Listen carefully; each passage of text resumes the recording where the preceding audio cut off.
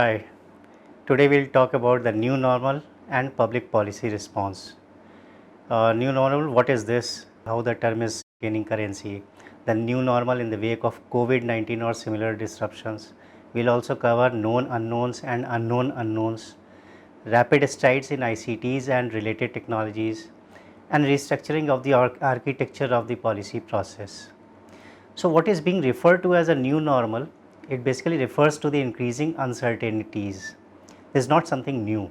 Peter Drucker, in his book Age of Discontinuity, had talked about disruption and discontinuity, in which the structure and meaning of economy, polity, and society are radically altered. It implied that the policies in future would have to factor in these disruptions. There would be knowns and unknowns. There could be radical uncertainties too, like pandemics or wars. For example, the COVID pandemic has had devastating effects on the society and economy both. From public policy perspective, the concerned issues are expert modeling, the management of public services, and the contrasting stresses faced by libertarian, statist, and communitarian approaches to governance, what we have seen in US, in China, or Sweden. However, it is an opportunity for all policymakers to reimagine and reinvent on how should we respond in the post-COVID world. This may necessitate changes in methods of interaction. For example, in case of COVID, work from home has emerged as a feasible way of working. Some reports are there that productivity has increased in some organizations. Of course, it would depend on the nature of work. Then there have been innovations in transactions. Digitalization has got a push. Meetings and classes are being conducted online. Telemedicine has changed the way the health services are delivered. The biggest challenge is continuously changing normal, what we are now calling as a new normal. First, we should see that can we go back to old ways? Several processes have changed or may change, and going back may be very costly or rather frittering away the advantages. And there could be some areas where going back may not be now possible also.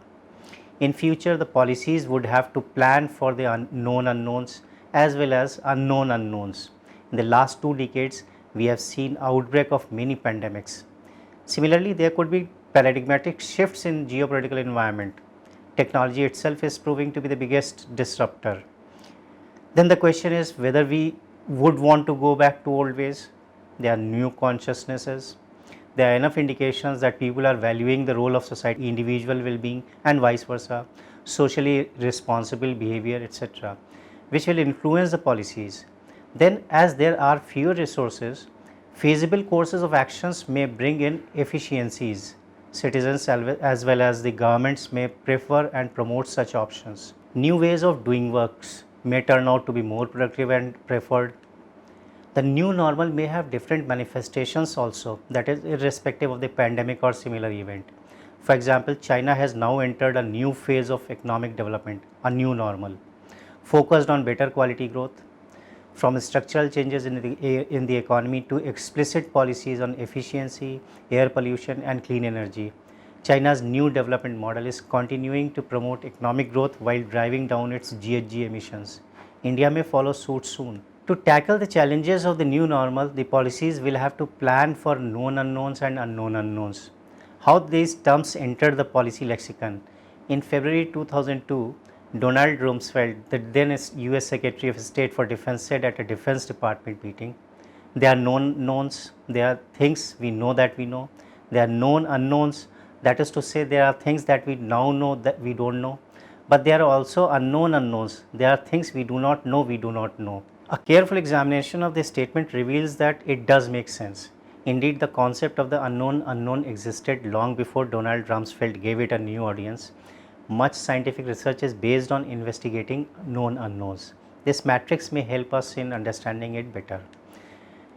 What are unknown unknowns? Some literature has developed. So, there are known knowns, things we are aware of and understand. Then there are known unknowns, things we are aware of but don't understand. Then there are unknown knowns, things we understand but are not aware of. And then finally, unknown unknowns, things we are neither aware of nor understand. Let us first talk about known knowns and known unknowns. Facts are known knowns, which help generate more knowledge, In increasingly complex world and to pursue evidence-based policy, huge data ought to be at the disposal of the policymakers.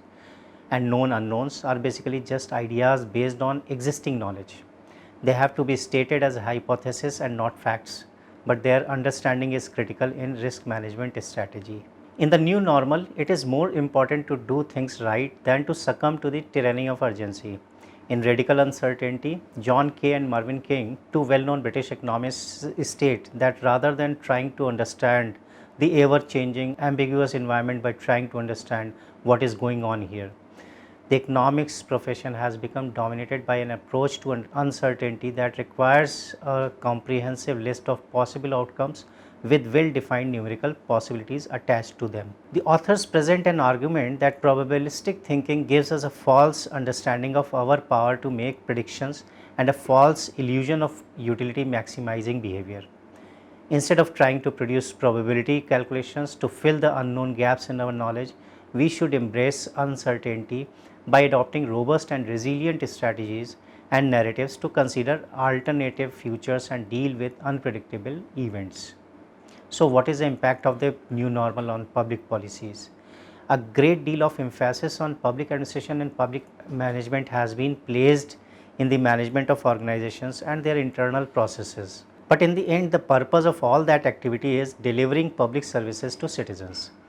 The new normal has exposed us to the vagaries of uncertainties and the need for altering the way the policies are formulated and implemented. COVID has shown us how to respond. We have the option of being affected negatively or see it as an opportunity. Cooperative federalism, which has been talked about a lot, gained traction during COVID.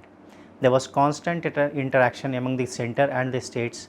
Decisions were taken collectively. This would be increasingly significant in future.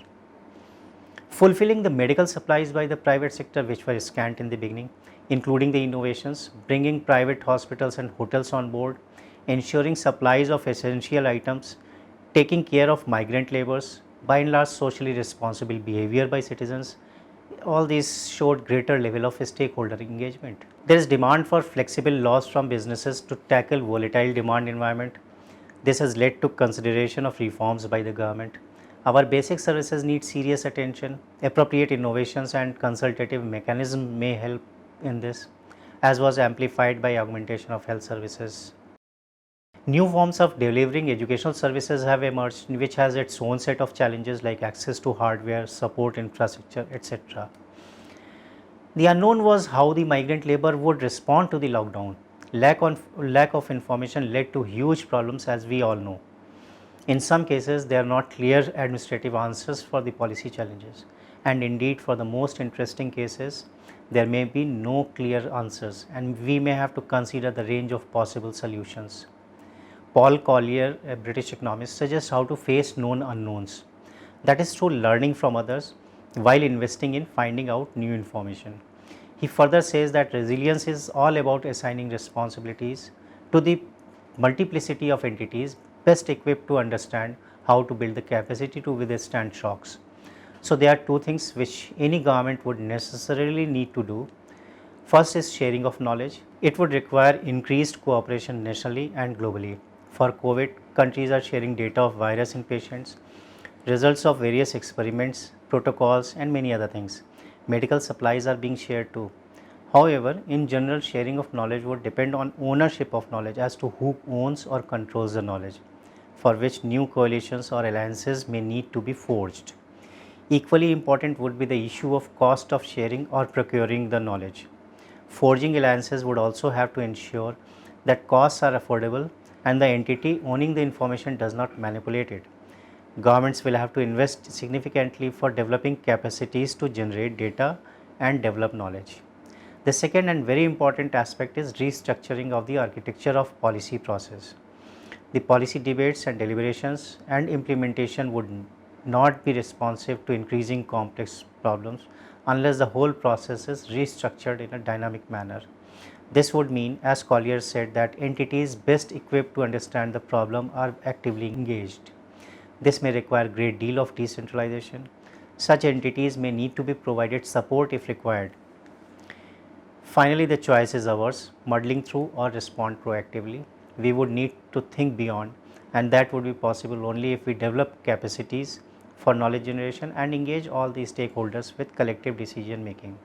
We don't know what the future holds, but we still need to make far reaching decisions. Thank you.